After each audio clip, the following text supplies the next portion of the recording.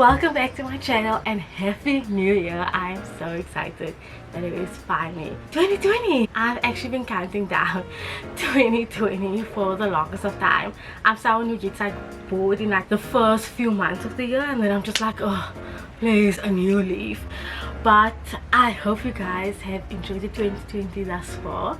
I know that I haven't been doing any videos between like November and December, mainly because with work it's like you have to finish off and round off everything for that particular year, so it's just been extremely hectic for me on my side. I think for 2020 I've got a lot of things that I'm looking forward to, not specifically goals or like full-on resolutions, because I don't like resolutions. I find that I disappoint myself every time towards the end of the year because I never ticked it off, and so I'm just gonna go with the flow as I've done with 2019. And I think for 2019 a lot of people had a difficult year. I mean, if I reflect on 2019 and what it was like for me personally and for our family, both Bob and I, it was a really tough, difficult, hard year. One of the biggest things was finances with us, and it was mainly because Courtney and I were living above our means. And I don't talk about it much. I think over the last few months I've openly spoken about it with friends and family, and really just realized the dire situation Courtney and I were in.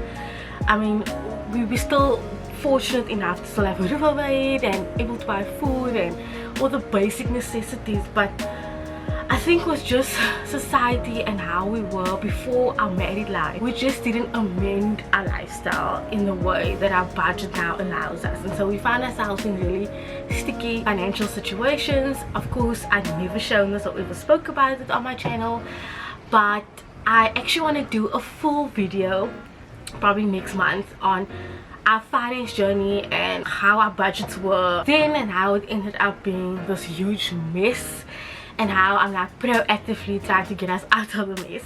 So for 2021 as a girls, it's just trying to be financially organized, make sure that we've got all those specific policies and like emergency funds. So that was one of the biggest things that we did not have, and one of the biggest things I know that we should have moving forward is having an emergency fund. But again, I'll talk about that in another video, because I want to tell you guys our actual story and then tell you guys how we're proactively trying to get out of debt in general. So that was one of the biggest stress elements for 2019, which obviously comes with a lot of ripple effects, which is like your health. Mine was obviously in the beginning of 2019. I'll share the video with you guys either here on top or it's linked below.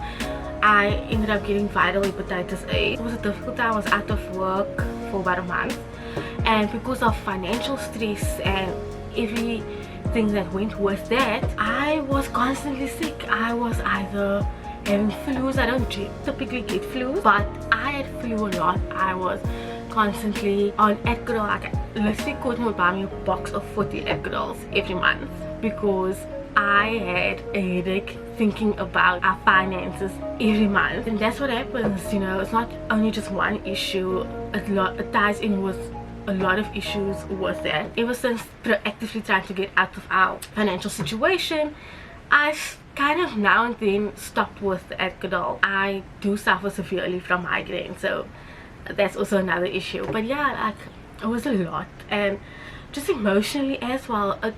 You become on this like weird roller coaster, find yourself really just like thinking, why is it happening to me? Why am I not earning more, for example, or why am I not enjoying myself more? I found myself where I am in like a company of people, and I would engage with them in the beginning, and then I would totally shut off, and then I would remove myself and sit in another room and just like not talk to anyone. And I found that those occurrences would happen more and more. I think 2019, just looking at social media and what people were saying about 2019, was a really difficult year. But I think 2020, a lot of people are excited about it. I'm particularly excited about it just because I've now actively put stuff in place just for Courtney and I to be, you know, financially stable, financially organized. But with that comes less stress. Like I said, we didn't amend our lifestyle, And so we still want to travel. It's still one of the things that we enjoy. It's like our hobby. Like everyone has a hobby, and that's our hobby. But I think for travel, we're going to travel less. We're not doing a road trip this year. We are doing smaller towns. Like I said, this is our first time in Dubai, and one of the biggest things when it came to travel was that we never had a budget in place. We always booked a place and then we would just frivolously spend money, and then by the time we got back home, you're like, where did money go? So I think for each trip moving forward, we are going to have a budget and saying this is how much we are willing to spend for each like weekend away we're going to. Again, we're not doing a road trip because it was a lot of money. I don't regret the trip, I just regret the amount of money we spent on the trip. Sorry guys, I had to move inside because Alfia called me brushing his teeth.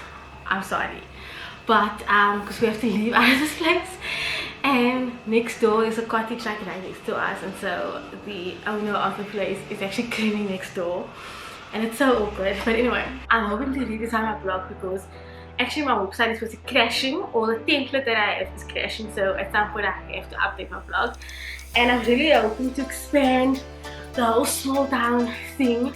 It was just something I spoke about with Courtney, but I haven't really fully written down like what my plans are for the whole small town travel, and I'm excited about it. I just randomly thought, I've got this business idea, so it was like, it sounds cool, but I think I have to really do research about it and see if it's going to be profitable at the end. There's also another goal that I have in mind, but unfortunately I can't talk about it online. It might backfire on me to just like speak about it. Some people know about it, but for now it's under wraps. I've put myself like a deadline as to by when I need to reach this goal, so hoping that that will work. For this year, I'm just gonna go with the flow. I think especially me, put too much pressure on things, on plans, and to go smoothly and just really enjoy life to the fullest. I think that was something that when I struggled with just because of all our financial stress. But that's all I have for 2020. I'm hoping also to vlog more. I found that because I found out my life wasn't that interesting because I have a full-time job and a part-time job, I just didn't vlog at all. So I'm hoping to vlog more and show you what we do. And that's about it for 2020. I don't want to put things out too far in the future because I just feel like I might just disappoint myself. I hope you guys have an awesome year ahead and that you achieve everything that you put your mind to, and hoping to go into it with a positive mindset, because a lot of us were just quite negative for 2019, but I think it was just because the year was just a crappy one. So here's to many more videos and vlogs and success, and I know it's gonna be disappointments and failures and heartache, but I think we just need to be positive about this. So here's to more of seeing me online. Thank you guys for watching and for sticking with me. If you want to see more of my channel videos, daily videos, anything like that, make sure to subscribe to my channel, and I'll see you in the next one.